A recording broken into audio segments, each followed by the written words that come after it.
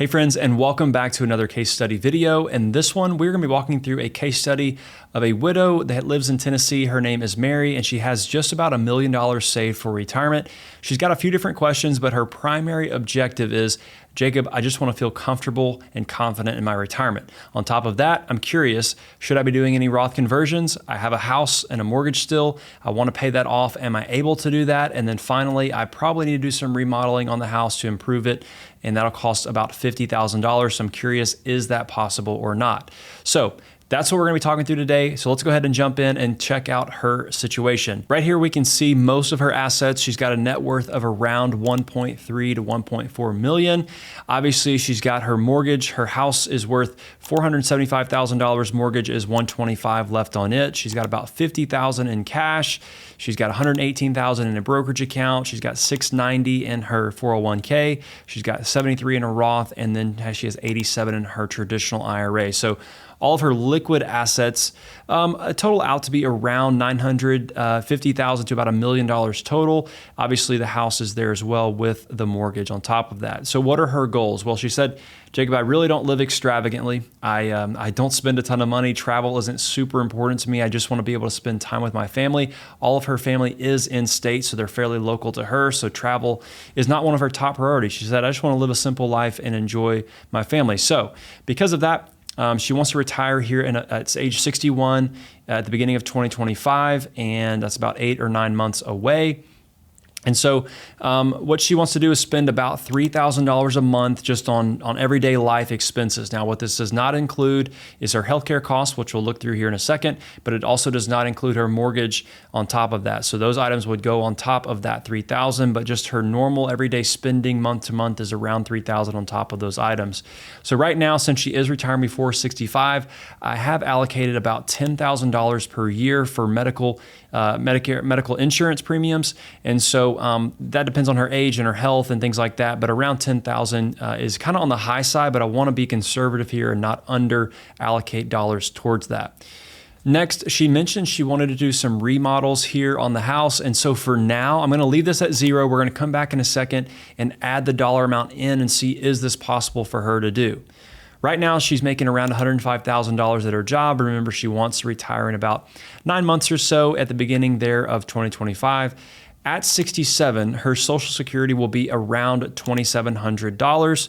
And so she plans on taking it then so that she doesn't take a reduced benefit. Again, we will check out and see, is it worth delaying that past 67 or not? And right now, I think it's not going to be, but we'll check on that in a second.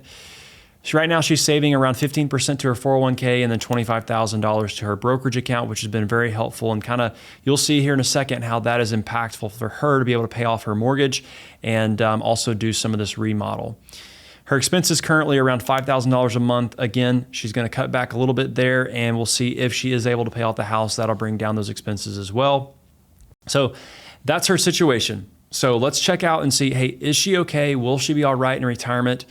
And right off the bat, we can see that she, based on her spending of $3,000 plus the mortgage of around $1,200 a month plus the $1,000 a month for medical expenses or insurance premiums until 65, she's going to be okay. So the first thing is I was able to relieve her and say, Mary, you are going to be fine based on how much money you're spending. If you were spending $8,000 a month, it's probably a different story. But since you're only spending $3,000 for your kind of discretionary spending, you're going to be okay. Even when we have those fixed spending items such as a mortgage and the health insurance premiums on top of that for the first couple of years.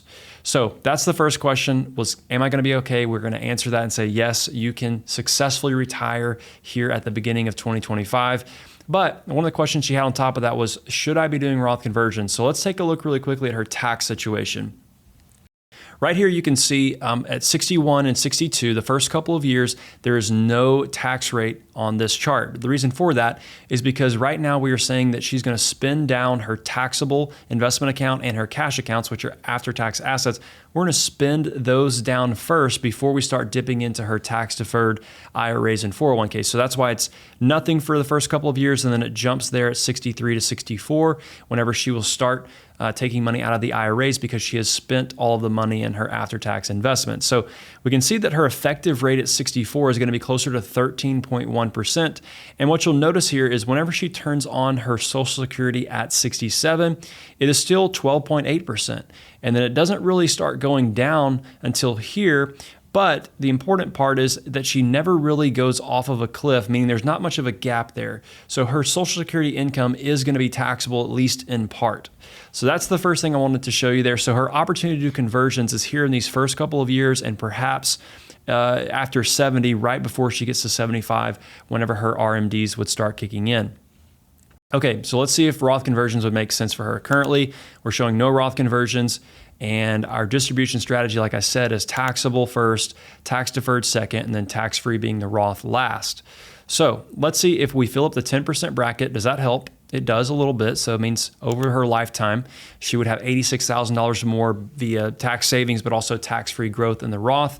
Let's see if we can keep going here to the 12%, about $100,000 more. And then I'm curious about 22.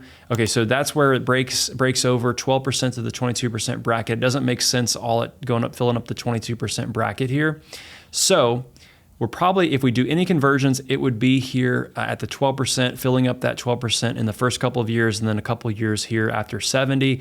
But I'm not super convinced at this point. You know, that's a decent amount of money saved. But remember, her main objective here was to be certain, have confidence, and be comfortable as she goes into retirement. So tax savings is a question she has, but what can we do to increase her confidence in her retirement? So tax savings are good, but that doesn't necessarily increase confidence. So we're going to say for now, let's not do any conversions. That is some savings, but is it monumental? Does it move the needle? Maybe not. Okay, so that's the first thing. We're going to move that back. Now, I want to look through what happens if she pays off the house. That's going to be a question. And personally, if you ask anyone who's retired, having a paid off house is huge to their confidence level. Just not having that monthly payment every single month adds to their confidence, and they're not worried about as many things because they can spend less money or are not spending a fixed amount of money every single month. So I'm going to go ahead and change a couple things here. Since she has $125,000 left on the mortgage and it's around $1,200 a month is the payment, I'm just going to take this out. And we're going to say that she pays this off before retirement right now today, and we're going to pay that off, but where are we going to pull that from? Well, we're going to take that from her investment account, which we're going to sell that off entirely. We're going to have a couple $1,000s of taxes there to pay on the long-term capital gains. We're going to move that to zero, and then we're also going to take about $20,000 from her checking and move that down to $30,000.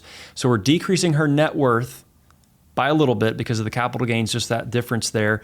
But her balance sheet looks a lot better, and it makes her feel more comfortable because she does not have any debt anymore.